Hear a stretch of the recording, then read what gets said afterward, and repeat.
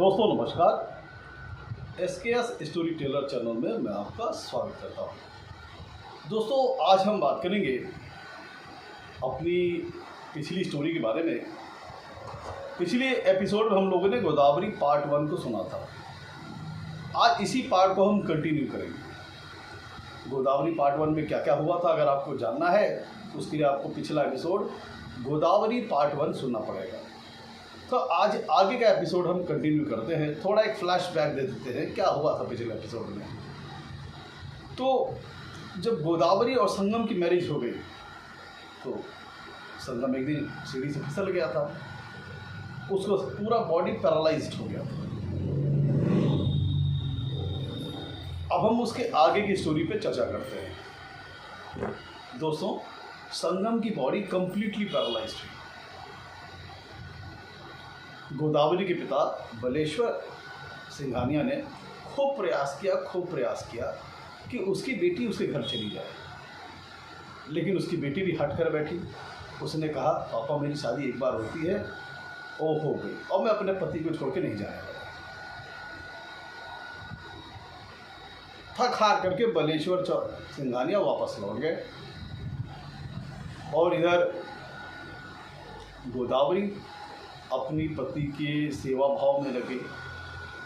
Doctor ने कह रखा था मात्र 1% ही चांस है, अब कोई कुदरत ही करिश्मा कर दे तभी संगम ठीक हो पाएगा। बाकी उस डॉक्टर ने कहा था दवा और दुआ दोनों की जरूरत है। इस बात को उसने सोचा, उसने क्या किया, जो पॉजिटिव फैक्टर था उस पर फोकस किया। गोदावरी ने सोचा 1% चांस तो है, अब कुछ भी हो ये मेरा आदमी है, इससे मेरी शादी हुई है, ये मेरे भरोसे मैं इसके भरोसे, तो मैं लग करके मेहनत करती हूँ, अगर इनको ठीक होना होगा तो हो ही जाएंगे। तो फिर गोदावरी ने अब पूरी मेहनत के साथ संगम का मतलब केयरिंग करना, दवा देना, उसका ख्याल रखना शुरू कर दिया। संगम की मालिश करना। अब संगम पूरी तरह से कंप्लीटली पैरालाइज्ड था, तो सारी चीज़ें बिस्तर पे ही हो रही थी। और पत्नी धर्म निभाते हुए गोदावरी कहाँ बताइए, अरबपति उद्योगपति लड़की थी, इतने बड़े घराने की इकलौती लड़की थी। चाहती तो महलों का सुख भोग सकती थी, लेकिन सारी सुखों का परित्याग करके वो अपने पत्नी धर्म को निभाने में लग गई और अपनी पति की सेवा में दिन रात संलिप्त रहती थी। सारा काम उसे ही करना पड़ता था। अब संगम की कुछ भी करने लायक हालत में नहीं था। उसकी इस पूरी बॉडी में पूरी कम्प्लीटली पैरालाइज था। सिर्फ उसकी आँख खुलती थी, जो भी प्रतिक्रिया रहती थी आँखों के माध्यम से आती थी। जैसे संगम का दुख उसके आँखों के माध्यम से झलकता था, आँख में आंसू आ जाते थे संगम के। अब इसने टाइमली दवा देना, डॉक्टरों से रेगुलरली कंसल्ट में रहना, मालिश करना, गरम गरम सारी चीज़, मतलब जो जो उपाय होते थे लकवा मरीज के लिए उसने करना शुरू कर दिया। वो भगवान के ऊपर भी उसे अटूट श्रद्धा थी। मंदिर जाती, भगवान से प्रार्थना करती, मेरे पति को सही कर दीजिए, मेरे आदमी को सही कर दीजिए। वो मतलब ईश्वर की भी उस ऊपर उसकी बड़ी गहरी आस्था थी। तो दवा और दुआ दोनों पे डिपेंड थी। कोई बताए तो ये इस पीर बाबा से जाके मिल लो, इनके हाथ में शफा है, इनका आशीर्वाद लग जाए तो तुम्हारा पति सही हो जाए, तो वहाँ चली जाती थी। कोई बता दे वो पुजारी जी हैं बहुत पहुँचे हुए हैं, उनके पास चली जाओ, वो तुम्हें कुछ ताबीज़ बना के दे देंगे, वो अपने पति को पहना दे रहा वो सही हो जाएगा। मतलब दवा तो कर ही रही थी, पूरी सेवा तो कर ही रही थी। और आस पड़ोस के लोग जो को भी कोई दवा नुस्खा या बताते थे, या किसी पीर फकीर या किसी पुजारी साधु संत के बारे में बताते थे, तो उसको जाती थी, क्योंकि उसको दवा और दुआ दोनों पे भरोसा था। टाइमली दवा देना, और दवा कैसे देती थी भाई, उसको दवा पिलाने में भी उसे काफ़ी मुश्किलें आती थी, तो उसकी बॉडी कंप्लीटली पैरालाइज थी। सारी दवा लिक्विड फॉर्म में उसको दे रही थी। वो बड़ी मशक्क़त वाली ज़िंदगी हो गई उसकी।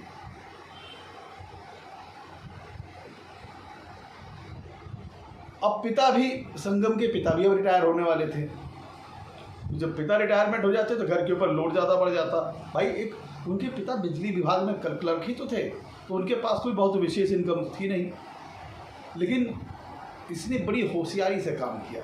गोदावरी ने दिन रात सेवा में लगी रहती थी और संगम को हमेशा हौसला बनाती रहती थी कि तुम एक ना एक दिन बिल्कुल सही हो जाओगे, तुम हिम्मत नहीं हारना, मैं तुम्हारे साथ हूँ।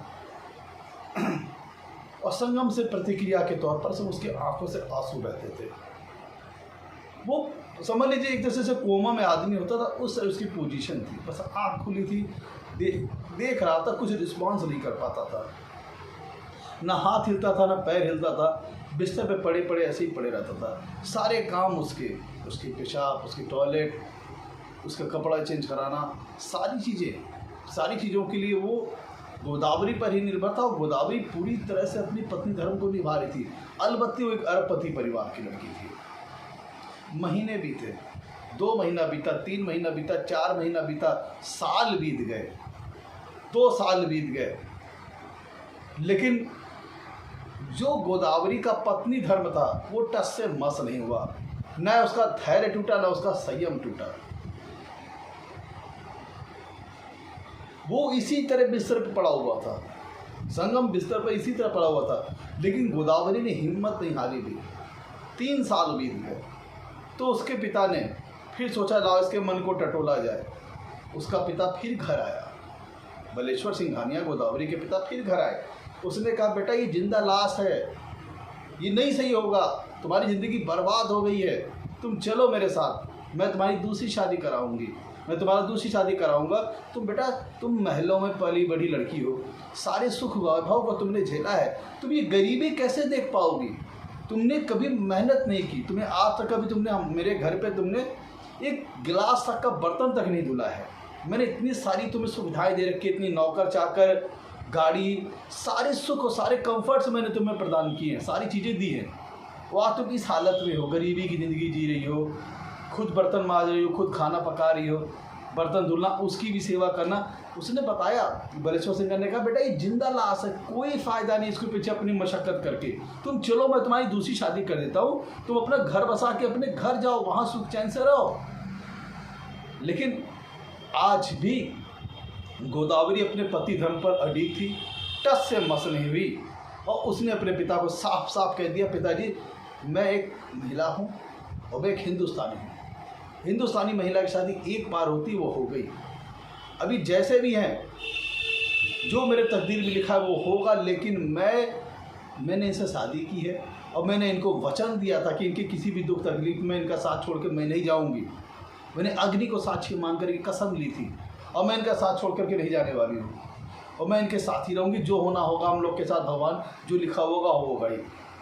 आज भी थक हार करके बलेश्वर सिंघानिया वापस लौट गए, लेकिन गोदावरी अपने प्राण से टस से मस नहीं हुई। निरंतर उसकी सेवा में रहना, भगवान से प्रार्थना करना, संतों से मिलना, साधु से मिलना, पीर फकीर मजार जाना, जो जैसा कहता था कि इस बाबा से मिल लो, साधु से मिल लो, उस पुजारी से मिल लो, वो सारी चीज़ें कर रही थी। और टाइमली सारी दवा देना, सारी केयरिंग करना, बहुत अच्छे ढंग से देखभाल करना, वो सारी चीज़ें वो कर रही थी। धीरे धीरे उसकी मेहनत रंग लाने लगी।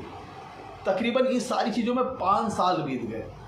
5 साल बीतने के बाद रिस्पॉन्स ये आया कि संगम के हाथ की उंगलियां धीरे धीरे हिलने लगी, हाथों में थोड़ा थोड़ा मूवमेंट आने लगा।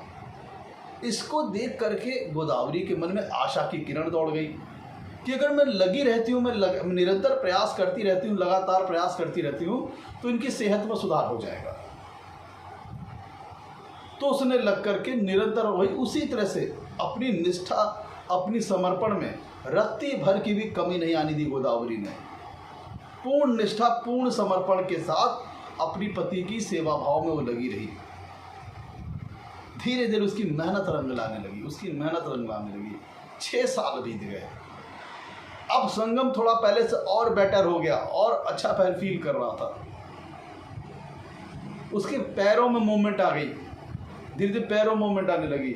7 साल बीत गए, लेकिन अब उसकी मेहनत गोदावरी की मेहनत रंग ला रही थी और संगम के शरीर में मूवमेंट आने लगी। इसको देखकर उसका हिम्मत, हौसला और बढ़ता गया। लेकिन इतना लंबे समय तक का धैर्य रखना, इतना संयम रखना, ये गोदावरी ने अपने पत्नी धर्म की एक अद्भुत मिसाल पेश की थी। अब उसकी मेहनत रंगा नहीं, 7 साल बीत गए। अब संगम खुद उठ करके बैठ पाने लगा। 8 साल बीत गए। अब संगम की ये स्थिति थी कि संगम पकड़ने पे धीरे धीरे चलने लगा। उसकी मेहनत रंग ला रही थी, उसके प्रयास रंग ला रहे थे, दवा और दुआएं काम आ रही थी। और तकरीबन 9 साल बीत जाने के बाद स्थिति ये थी कि इतना लंबा समय बीत गया, 9 साल का समय बीत गया। आज संगम के मुंह से शब्द निकलने लगे थे। संगम अपने विचारों को अभिव्यक्त कर पा रहा था, अपने दुख तकलीफ, अपनी खुशी, अपनी हंसी गम, सारी चीज़ों को बता पा रहा था। अब धीरे धीरे संगम नॉर्मल हो रहा था। संगम कुछ दूर तक पैदल भी चल ले रहा था। धीरे धीरे वो बेटर होता जा रहा था, अच्छी तरह बेटर होता था। और तकरीबन 9.5 साल का अंतराल लगा, लेकिन उसकी मेहनत रंग लाई और संगम पहले जैसा धीरे धीरे नॉर्मलाइज होने लगा। और संगम ने जब ये गोदावरी का निष्ठा और समर्पण, ये पत्नी धर्म देखा, तो गोदावरी के प्रति जो उसका प्रेम था वो और गहरा होता चला गया, और गहरा होता चला गया। दोनों का प्रेम बहुत गहरा हो गया था। अब संगम एक नॉर्मलाइज आदमी के जैसा हो गया था। सोचिए, 9.5 साल का समय लगा और गोदावरी ने अपना धैर्य नहीं छोड़ा, अपना संयम नहीं तोड़ा। और 9.5 साल के बाद उसकी अटूट श्रद्धा, उसकी अटूट मेहनत, अटूट केयरिंग, उसकी जो मेहनत से देखभाल की थी, उसका वो सारा परिणाम रंग लाया। वो सारी चीज़ें परिणाम के रूप में ढल गई। उसका पति सही हो गया था, नॉर्मलाइज हो गया था। उनके जिंदगी में एक प्रकार से फिर से खुशियां लौट आई। संगम फिर से अपने दैनिक सामान्य जीवन में वापस लौट आया और अब उसने बिजनेस कुछ स्टार्ट किया, कपड़ों का बिजनेस स्टार्ट किया। पिता संगम के रिटायर हो गए थे, पेंशन पे डिपेंडेंट थे, तो पिता के रिटायर हो जाने के बाद फैमिली की जो इनकम थी गिर गई थी। उनके घर में 2 किराएदार थे, कुछ उधर से पैसे का सपोर्ट मिल जाता था और इसने कपड़ों का बिजनेस शुरू कर दिया संगम ने। लाइफ धीरे धीरे उन लोग की फिर से पटरी पर वापस लौट आई और उसकी मेहनत रंग लाई। और गोदावरी जब अपने पति को जब उसने पूर्ण रूप से स्वस्थ कर दिया तो उसके चेहरे पे खुशी की लहर दौड़ गई। और गोदावरी भी खूब पढ़ी लिखी थी। गोदावरी भी संगम को उसकी बिजनेस में उसका हाथ बढ़ाने लगी, अपना सहयोग करने लगी, मदद करने लगी। दोनों मिलकर के अपने गारमेंट्स का बिजनेस को स्टैब्लिश कर रहे थे, बढ़ा रहे थे। 2-3 महीने के बाद वहाँ पे खुशखबरी आई। गोदावरी ने संगम को बताया कि वो पेट से है और गोदावरी माँ बनने वाली है और संगम पापा बनने वाला है। ये खुशखबरी उसने अपने पति को बताई। ये सुनकर के खुशी का ठिकाना नहीं था दोनों का। दोनों जैसे आज आसमान के ऊपर थे। कितनी बड़ी विपत्ति झेल करके वो यहाँ तक आए थे और बहुत खुश थे।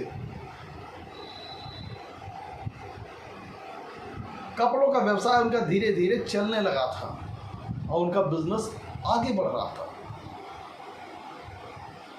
तकरीबन कुछ दिनों बाद, 9 महीने बाद आपके गोदावरी ने खुशखबरी दी।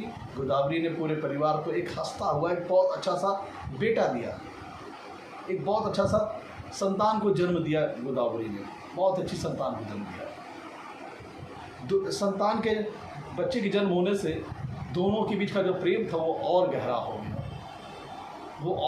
गया। और गोदावरी के प्रति निष्ठा, समर्पण संगम की बहुत ज़्यादा बढ़ गई थी और संगम के प्रति गोदावरी की निष्ठा और समर्पण बहुत ज़्यादा बढ़ गई थी। और दोनों के प्रेम के और गहरा करने वाला बीच में एक बच्चा आ गया था जिसका नाम उन लोगों ने सूरज रखा था। सब कुछ बहुत अच्छा चल रहा था, सब कुछ बहुत बढ़िया चल रहा था। और इधर बलेश्वर सिंघानिया का जब कोई आगा पीछा नहीं, तो उनके दुश्मन सक्रिय हो गए। जब उनके दुश्मनों ने जाना कि गोदावरी के पिता का कोई आगे पीछे कोई नहीं है, तो उनके दुश्मन सक्रिय हो गए। वो उनकी प्रॉपर बलेश्वर के जो दुश्मन थे, उनकी नज़र बलेश्वर की प्रॉपर्टी पे थी। उन्हें पता था कि बेटी को इसने संपत्ति से बेदखल कर दिया है, दूर कर दिया है अपने से, और इसका आगा पीछे कोई नहीं है, तो अब बलेश्वर की प्रॉपर्टीज़ पर हम हथियाने लगे। अब धीरे धीरे करते करते बलेश्वर भी 55-60 की उम्र के लगभग आ गए थे। बलेश्वर इस चीज़ को देख कर के चिंतित रहते थे, और उनका एक बहुत ही सख्त आदमी, एक बहुत उनकी फर्म में एक बहुत दबंग आदमी था, राजेश्वर सिंह। राजेश्वर सिंह ने बालेश्वर के ऊपर दबाव बनाया कि तुम अपनी प्रॉपर्टीज मेरे नाम कर दो, अन्यथा सारे उसकी मतलब राजेश्वर बहुत दबंग था, बहुत पकड़ थी उसकी सिंघानिया इंडस्ट्रीज में। उसने उस पर दबाव डाला कि ये सारी फर्में 3-4 जहाँ का बिजनेस उसने कहा कि मेरे नाम कर दो। बलेश्वर ने कहा मैं ऐसा नहीं करूँगा, मैंने सारी चीज़ें अपनी बच्ची के लिए बनाया है, अपनी बेटी के लिए बनाया है। तो उसने किसको, तो राजेश्वर सिंह ने कहा कौन सी बेटी? वो बेटी तो तुमको छोड़ के चली गई है, और तुमने उसको छोड़ के वो क्या गई, तुमने ही उसे निकाल दिया है। तो अब फिर तुम ये कैसी प्रॉपर्टी का सोच रहे हो कि तुमने बेटी के लिए बनाया है? तो बलेश्वर ने कहा कुछ भी हो, ये सारी चीज़ें मेरी बेटी को मिलेगी, मैं तुम्हें एक भूटी कौड़ी नहीं दूंगा। राजेश्वर सिंह ने कहा मैं आपको प्रेम से समझा रहा हूँ, अच्छे से समझा रहा हूँ, विचार करिएगा, ये सारी चीज़ें मुझे दे दीजिए। अगर आप ऐसा नहीं करेंगे तो इसके बहुत गंभीर परिणाम होंगे। बलेश्वर ने कहा कि मैं तुम्हारी गीदड़ धमकी से नहीं डरता, मैं तुम्हारी धमकियों से नहीं डरता। तो राजेश्वर सिंह ने कहा अच्छा सोच लीजिए, अगर ये प्रॉपर्टीज़, ये 4 कंपनीज जो मैं बता रहा हूँ, इसको अगर आपने मेरे नाम पे नहीं किया तो आपको जीवन में बहुत गंभीर परिणाम झेलने को मिलेगा। बलेश्वर नहीं माने। तो राजेश्वर सिंह ने सोचा, जो उनके अपने जो सलाहकार थे उन लोगों से उसने विचार किया कि बलेश्वर की दुखती रंज है उसकी बेटी। देखा जाए तो उसने अपनी बेटी को अपने से दूर कर दिया है, अपने से दूर रखा हुआ है, लेकिन कह रहा है कि सब कुछ बेटी को ही दूंगा, सब कुछ कह रहा है बेटी को ही दूंगा। तो क्यों ना इसकी दुखती रज को ही हम हटा दें, इसकी लड़की को ही हम रास्ते से हटा देते हैं। तो राजेश्वर सिंह ने क्या कहा, ठीक है हम इसकी लड़की को मार देते हैं। राजेश्वर सिंह का एक खास आदमी था, उसका नाम था कुंडा ठाकुर। उसका नाम था कुंडा ठाकुर। उसने अपने आदमी कुंडा ठाकुर को बुलाया और उसने दिखाई बलेश्वर की लड़की गोदावरी की फ़ोटो दिखाई उसे कि इस लड़की का काम तमाम करना है, इस लड़की का काम तमाम करना है, इसको जिंदा नहीं छोड़ना है, और कुछ इस तरह से काम करो कि कोई सबूत ना बचे। तो कुंडा ठाकुर ने कहा साफ काम हो जाएगा, बिल्कुल काम हो जाएगा। तकरीबन हफ्ते 10 दिन के बाद की बात है। पहले कुंडा ठाकुर ने पूरी रेकी की दुकान की। पहले इस दरमियान कुंडा ठाकुर ने पूरी जो संगम की दुकान थी उसकी पूरी रेकी की। भाई दोनों लोग साथ ही दुकान का बिजनेस चलाते थे, और वो बच्ची को भी संभालती थी, अपने बच्चे को भी संभालती थी।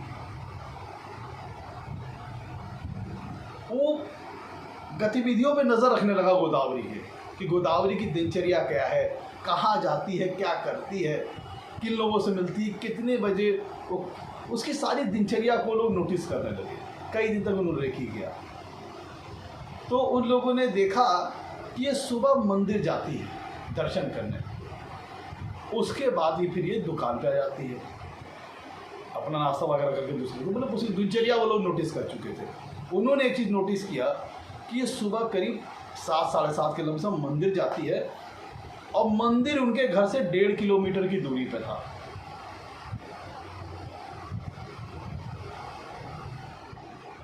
तो उन लोगों ने जब काफ़ी रेकी कर ली, तब अपना पुख्ता प्लान बनाया कि आज के दिन हम गोदावरी का काम तमाम कर देंगे, गोदावरी को मार देंगे।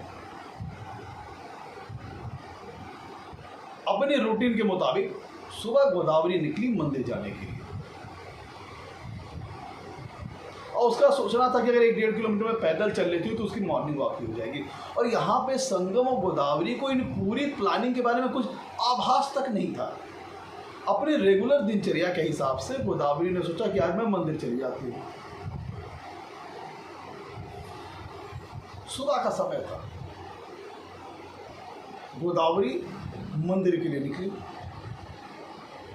और जो पीछे से कुंडा ठाकुर जो आदमी थे घात लगाए बैठे हुए थे।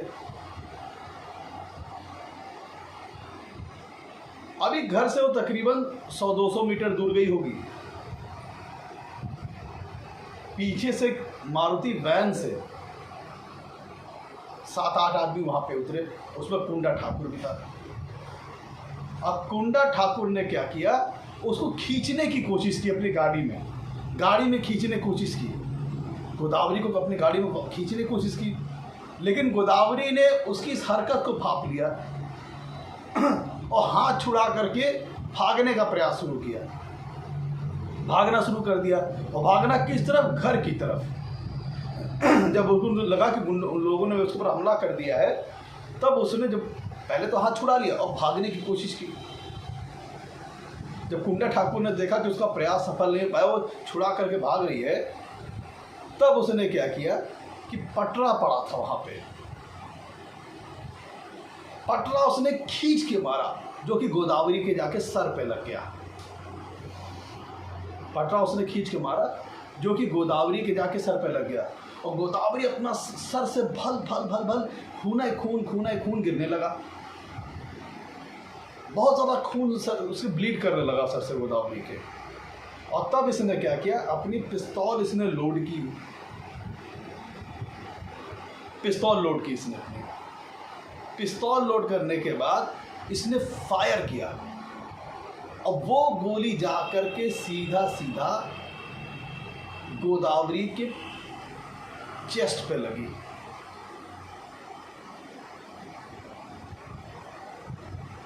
उसके चेस्ट पे वो गोली लग गई।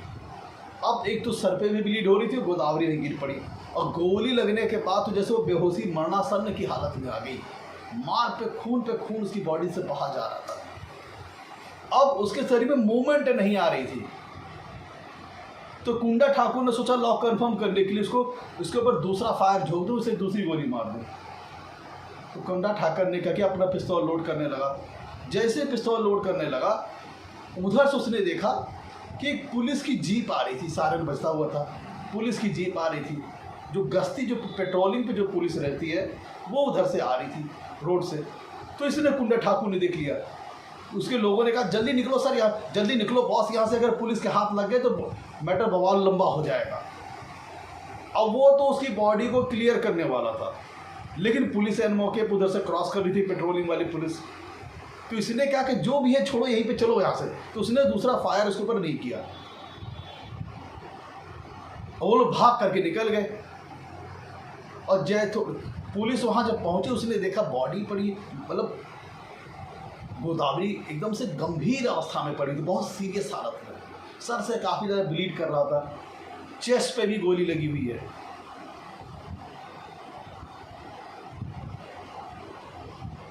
पुलिस वाले ने नब्ज पकड़ के देखी, नब्ज बहुत हल्की चल रही थी, बहुत हल्की चल रही थी, सांस टूटती जा रही थी।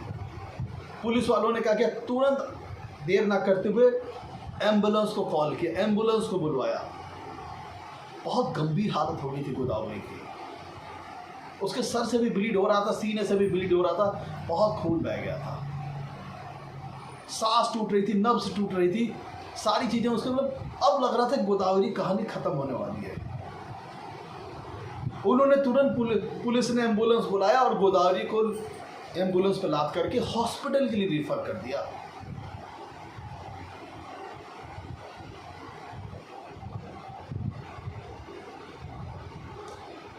तो दोस्तों, अब गोदावरी बच पाएगी कि नहीं बच पाएगी?